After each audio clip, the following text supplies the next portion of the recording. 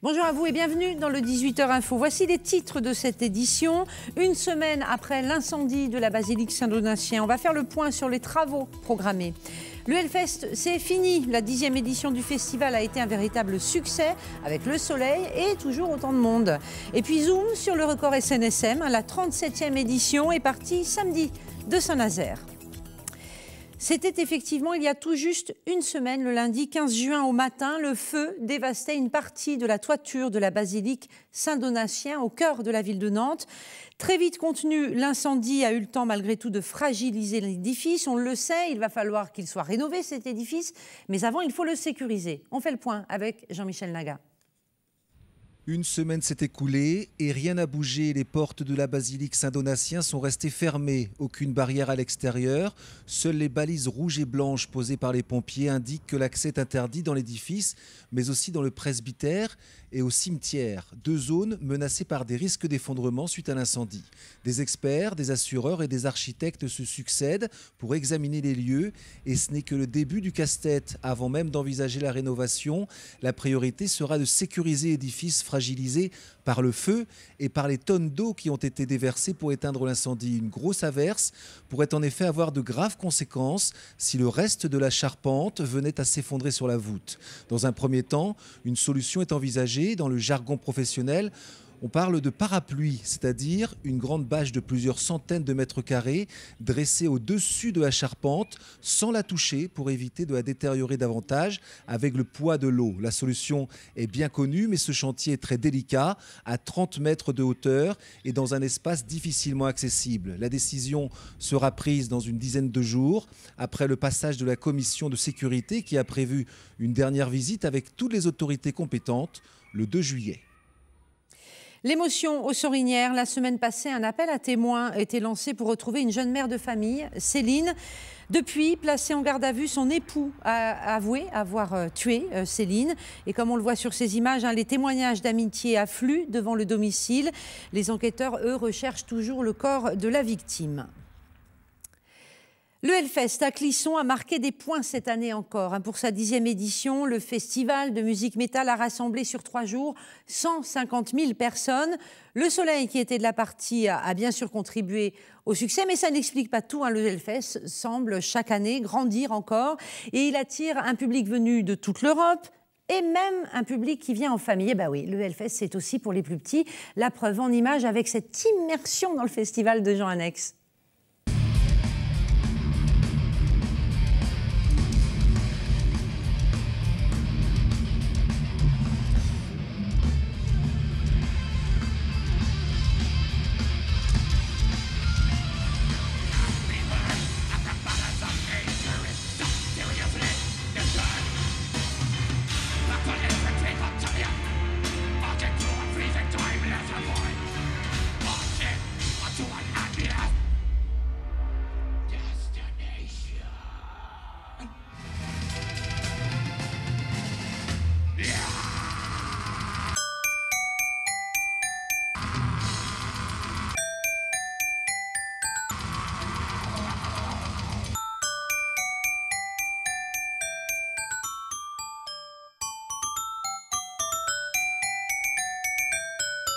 T'aimes bien dans le festival? La musique.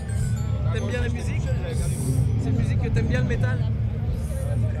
La musique, elle est pas trop forte? Non? Je trouve que c'est très bien. C'est un petit peu fort pour les enfants. La musique, elle est bien. Les décors? C'est beau. Je suis là parce que je voulais voir l'ambiance qu'il y avait au Hellfest et puis voilà. La musique est un peu forte, mais autrement, ça va.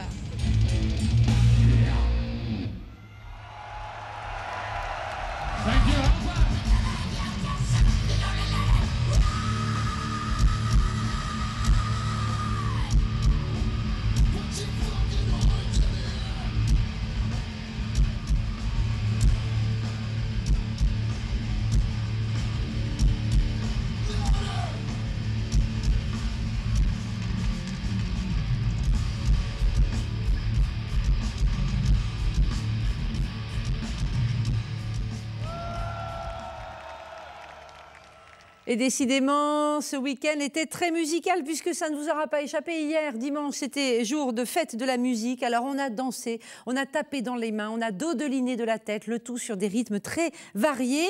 Et c'est un condensé maintenant que je vous propose, préparé une fois de plus par Jean-Alex, il est partout ce soir.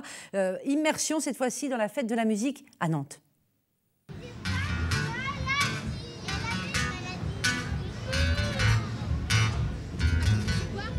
When the lights are gone and the land is dark and the moon the only light we see.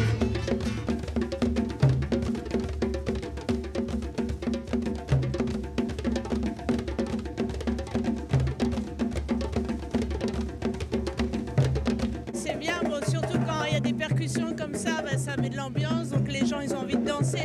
Pour l'instant, ils sont un peu timides, mais ça va venir. En plus, on est dimanche. Normalement, les gens ne travaillent pas, donc il faut se faire plaisir, effectivement.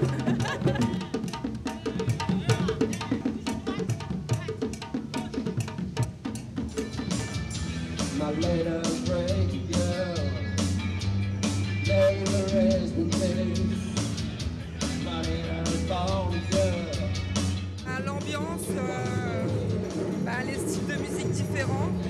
Voilà, un petit peu d'ambiance, quoi. Ça change un petit peu. Oh, c'est très convivial. Quand on a la chance de trouver un bon groupe, bah, c'est toujours un plaisir de s'arrêter, et surtout du temps qu'il fait, de passer un bon moment. J'aime bien ça, moi. Surtout que j'aime bien la musique.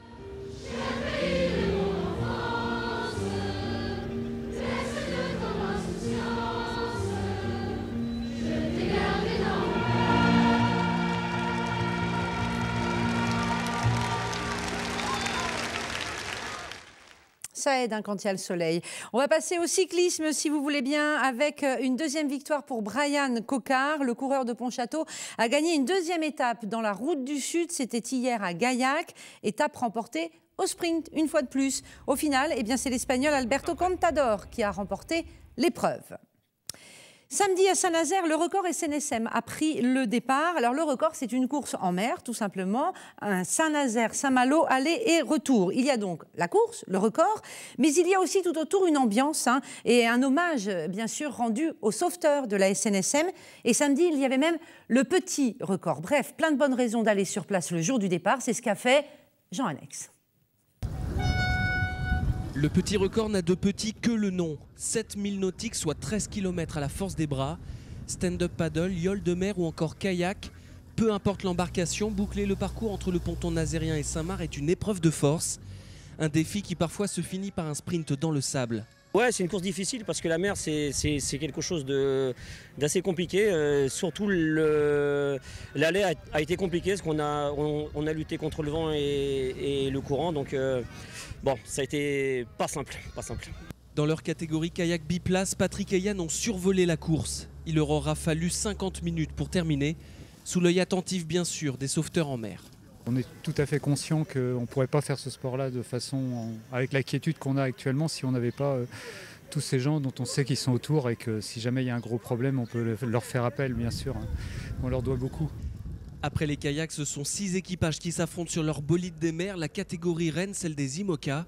Loïc Perron, recordman de l'épreuve, en est, tout comme Michel Desjoyaux. Le Breton, double vainqueur du Vendée Globe, parraine cette 11e édition du record.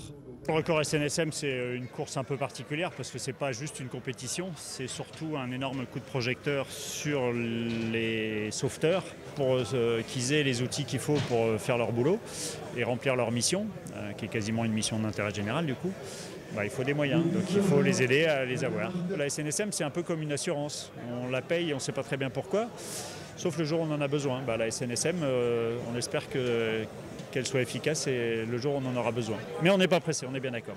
Chaque année, la SNSM et ses bénévoles secourent près de 6000 personnes en détresse. Un record dont les sauveteurs en mer se passeraient bien.